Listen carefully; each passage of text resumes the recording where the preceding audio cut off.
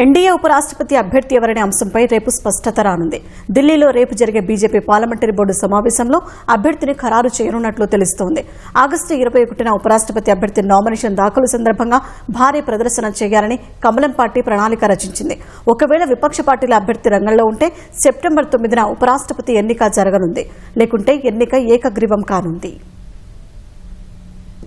ఉపరాష్ట్రపతి అభ్యర్థిని August 18న NDA ప్రకటించే అవకాశం ఉందని విశ్వసనీయ వర్గాలు తెలిపాయి. రేపు బీజేపీ పార్లమెంటరీ బోర్డు సమావేశమై ఎన్డీఏ ఉపరాష్ట్రపతి అభ్యర్థి పేరు ఖరారు చేయనున్నట్లు వెల్లడించాయి. ఇప్పటికే ఉపరాష్ట్రపతి అభ్యర్థిని ఎంపిక చేసే అధికారం ప్రధాని నరేంద్ర మోదీ, బీజేపీ అధ్యక్షుడు జేపీ నడ్డాకు ఎన్డీఏ పార్టీలు అప్పగించాయి. ఆగస్టు 21న నామినేషన్ల దాఖలుకు చివరి రోజు. ప్రధాని మోదీ, కేంద్ర మంత్రులు, ఎన్డీఏ పాలిత రాష్ట్రాల ముఖ్యమంత్రులు, ఉప ముఖ్యమంత్రులు నామినేషన్ కార్యక్రమానికి హాజరు కానున్నట్లు తెలుస్తోంది. ఆగస్టు 18న పార్లమెంటు వర్షాకాల సమావేశాలు తిరిగి ప్రారంభమవనున్నాయి. ఆగస్టు 20న జరిగే ఎన్డీఏ నేతల సమావేశానికి ఉపరాష్ట్రపతి అభ్యర్థి కూడా హాజరవుతారని సమాచారం. ఎన్డీఏ పార్లమెంటరీ పార్టీ సమావేశంలో ప్రసంగించనున్న మోదీ ఎంపీలకు తన స్వాతంత్ర్య దినోత్సవ ప్రకటనలపై మరోసారి వివరించే అవకాశం ఉంది. ఎన్డీఏ అభ్యర్థికి మద్దతిస్తూ ఎంపీలు అనేక సెట్ల నామినేషన్లు దాఖలు చేస్తారని తెలుస్తోంది. ఒకవేళ ఇండీ కూటమి నేతృత్వంలోని విపక్ష పార్టీలు కూడా తమ అభ్యర్థిని రంగంలోకి దింపితే సెప్టెంబర్ 9న ఉపరాష్ట్రపతి